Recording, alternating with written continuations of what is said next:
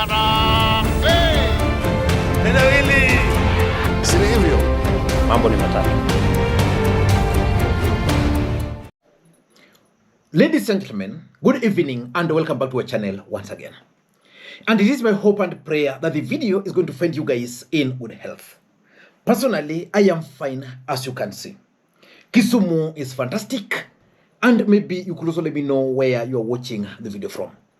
The county or the country, in case you are out of the republic. Ladies and gentlemen, Rigathi Gachagua is a very happy man. And Rigathi Gachagua is celebrating because the United States of America has put William Ruto's government under the radar. The high-level conversation with China, they have agreed to a reciprocal arrangement between Kenya and China. They have agreed to remove all the tariffs on our tea, on our coffee, on our avocado, and all other agricultural exports. It's partly why I have a bit of a problem with some of our friends, but it is what I must do for Kenya. You know, it's in the best interest of Kenya that we get into this market. Some of our friends are complaining that we are doing too much trade with China. Honestly, I mean, you know, when I sat with President Xi, I had a very candid conversation, and I told him that Kenya is importing 600 billion of products from China. Yet we are only exporting maybe 300 or 5%, according to Lee. You know, that trade imbalance is serious. So the question is, why is Rigathi Gachagua happy that William Ruto's government is under the radar of Washington? Rigathi Gachagua understands two things. The first thing Rigathi Gachagua understands is the fact that American government is the reason William Ruto is currently the president of the Republic of Kenya. And that without America, probably William Ruto would not have been the president of the Republic of Kenya. And number two, Rigathi Gachagua also understands that with the entry of Donald Trump, William Ruto's re-election bid is actually doomed. And that's why he's actually celebrating the move to put Kenya under the radar of the United States of America. The United States of America is very angry with William Ruto and Kenya government for 3 or 4 things. Number one, because they believe that William Ruto's government is directly involved in the Sudan conflict. And we all know that Rigathi Gachagua at one point mentioned it. So he believes that he's being vindicated. There's a rebel movement called RSF. And the leader of that group is called Hemeti, has been the vice president of Sudan. So in 2023, William Ruto called me to his office and told me that diplomatically, a president can only invite a president to visit him, and he has a friend who is a vice president and he cannot invite him. So he wanted me to invite him on his behalf. I recall you said this. And he had a letter. Yes. I signed that letter, and Hemeti came, and we met, we discussed about Kenya and Sudan, but that was not the purpose of the visit. I took him to the president. Later on, I realized they are doing business. After some time, it became clear to me that the international community had placed international sanctions against Hemeti because of genocide, killing women and children, displacing people, and no other crimes against humanity. So President William Ruto called me again and told me to invite Hemeti again. And I told him, Mr. President, this is a butcher of women and children. And he is using our country, through your friendship, to bring gold from Sudan, clean it in Nairobi, take it to the Middle East, use the funds to buy arms to go and kill people in Sudan. I told him, Mr. President, I am a father. I am a Christian. Just the way we are killing our children here through abductions, I cannot be party to what is happening in the Sudan. And I cannot invite Hemet here because he's coming here to clean his gold here, sell it in the Middle East, buy arms, go and kill children. I said, I will not. He said, you must. You are my deputy. This guy is my friend. We are doing biashara. Do you know by him not coming here what I'm going to lose? I said, Mr. President, I'm not going to do it. I'm not going to invite that man here. So you invite him yourself or do whatever you want. He said, wewe Rigathi umekuwa mjeuri. I am instructing you to sign a letter here to invite a vice president of a country. You say you cannot. I said, I won't. This man has international sanctions against him. This is a man who is butchering women and children, Mr. President. I'm a Christian. I'm a father. I will not do it. I went. Let alone, I learned my signature was forged to invite him. I went, I faced the president. I told him, if this man lands in this country on an invitation purportedly signed by me, I would disown him. So the visit was stood down. And then he told me, well, Taniona, I am tired of you. You are a very difficult character. You are the worst mistake I've made in my 35 years of politics. I regret having nominated you as my deputy. You are a very difficult character. I am president. I'm telling you to do, and you say you are blackmailing me that you are going to disown the letter. I refused. I want to say this. For the deaths occurring in the Sudan, the real commander of RSF is not Hemet, it's William Ruto, because for a movement to succeed, it needs money. The money from gold is being cleaned through Kenya to buy arms, to go and kill women and children. And you know my next question would be to substantiate these claims. But I'm saying this guy was here, his movement was here the other day. That's in the... Number two, the United States of America also believe that Kenya is actually working very closely with groups like Al-Shabaab. And for those who've been wondering, why do you think Aden Duale was removed from the docket of the defense? It was because it was believed by the America that Al-Shabaab was using their links to penetrate the military. And that's why Aden Duale was removed. They also believe that Kenya Kwanza government. Number three, the US government also believes that the Kenyan government is involved in money laundering, that they are aiding individuals known for money laundering. Remember, just recently there was this story that you remember that Turkish businessman Aaron Erdem, that he had won some tender in the Republic of Kenya. Suspicious. You remember the Adani Group and other fictitious individuals are involved in business with Kenya. And Americans believe that because they have the intelligence, that they're being aided by the government. And lastly, they also accuse William Ruto's government of using the intelligence which they provided to them to actually target Kenyans. That's how they are abducting and kidnapping protesters. So the American government is very angry and very bitter with William Ruto because of those.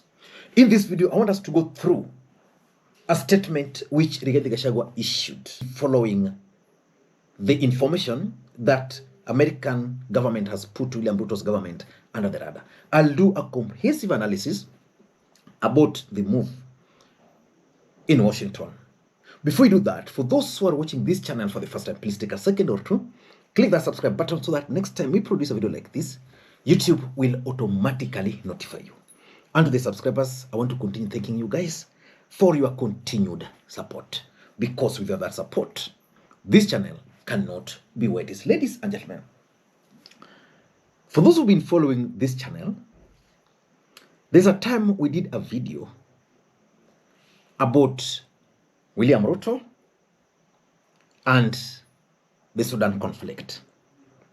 And when William Ruto went to the United States, and when William Ruto visited China, I remember doing a video here that the move was going to backfire. The American government were not going to be happy with William Ruto's government. And that's how they ended up cancelling a planned trip by the US Secretary of State to Kenya. I'm going to share the link to that video. I'm actually going to pin it in the comment for those who missed it. So it was expected that William Ruto was going to face a bit of challenges. As a matter of fact, when Donald Trump took over as the president of the United States of America, it was expected that Kenya was going to suffer the most because Joe Biden had placed Kenya as a priority country in the United States of America. Donald Trump doesn't give an F word about Africa. So Rigathi Gachagua is very excited about the move. Let me just read for you what Rigathi Gachagua posted. I want to analyze it verbatim. The impunity in Kenya by Mr. William Ruto and his mafia has reached Washington through the bill sponsored by Senator James Risch, chairman of the U.S. Foreign Relations. As a matter of fact, most people believe that the move is actually occasioned by some activities by Rigathi Gachagua. In fact, they are crediting the move to Rigathi Gachagua. I don't know how true that is, but I doubt. Personally, I think if there's any individual who can do this, it's none other than Fred Matiang'i. And it's saying here, the bill seeks to review status of Kenya as a non-NATO major ally status conferred on June 24th, 2024, based on relationship of the government of Kenya and key officials of Kenya with non-state armed groups and violent extremist organizations, including the Rapid Support Forces and Al-Shabaab. So basically, Rigathi is just trying to tell us why he's happy that there's that bill, and is talking of things which, for those who've been following Rigathi Gachagua, he spoke about them earlier, and he's proceeding here, listening to Rigathi. Under Mr. William Ruto, Rigathi is no longer referring to William Ruto as His Excellency the President. Is referring to him as Mr. Under Mr. William Ruto, Kenya has become a financial safe haven for individuals and entities on the Office of Foreign Assets Control, specially designated nationals and blocked persons list and foreign terrorist organizations, including individuals and entities based in some neighboring countries. So just like I was trying to explain to you guys, you see, the US government has high-level intelligence. And they know that this individual is involved in this. This individual is involved in this. This individual is involved in this. The problem William Ruto's government is facing is that when they took over, they failed to realize that now William Ruto became the president of the Republic of Kenya. And as such, he needed to behave in a particular manner. We've seen this country where some Nigerians are coming and just doing some weird things, and they are going. Some of those people are actually blacklisted by the US government. So when they talk of neighboring countries, that is Sudan, we are talking of Somali, those groups. And again, is revealing here that, again, the US, by the government of Kenya,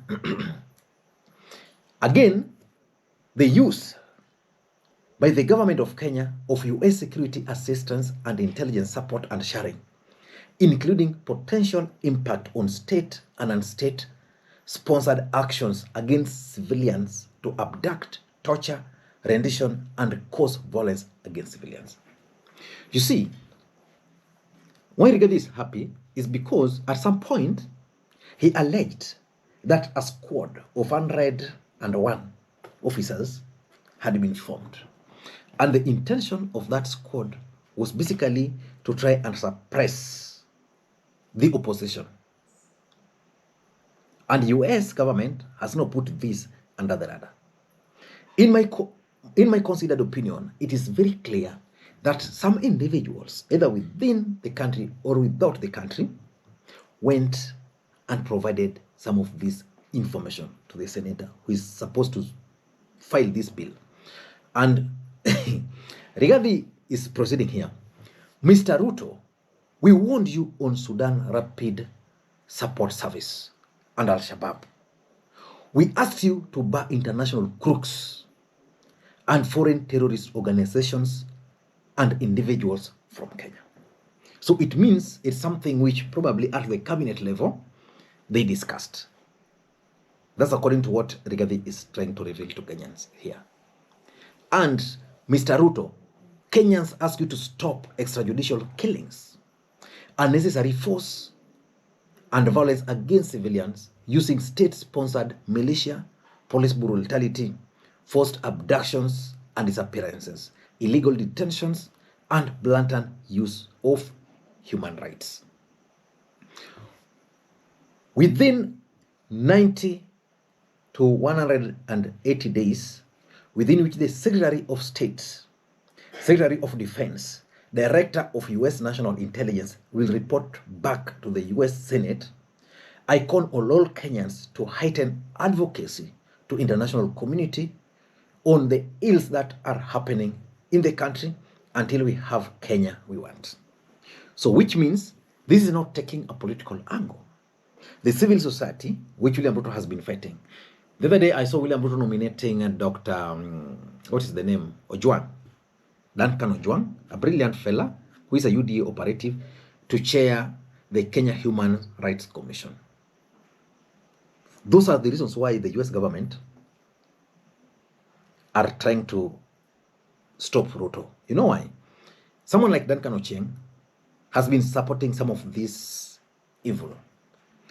William Ruto would have gone and found someone with credibility to chair that commission. By doing that, the US would see something is being done.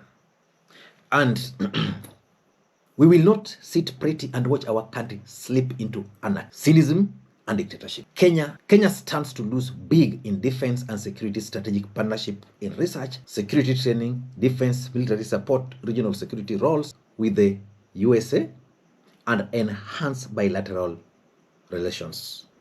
Mr. William Ruto must answer to the people of Kenya and take full responsibility for shaming our beloved country, Kenya. The truth is, Kenya is strategic for the United States of America. Personally, I doubt if the US will be able to take these drastic measures. But for political reasons, William Ruto must take some actions. If he won't, then he's going to find it very rough. Because if the American government were to dump Ruto today, it would mean that they'll deal directly with the civil society. They'll deal directly with opposition leaders. And William Ruto will not like it. I don't know what to think. That's my take. Until next time, this is Makwiny. Bye-bye.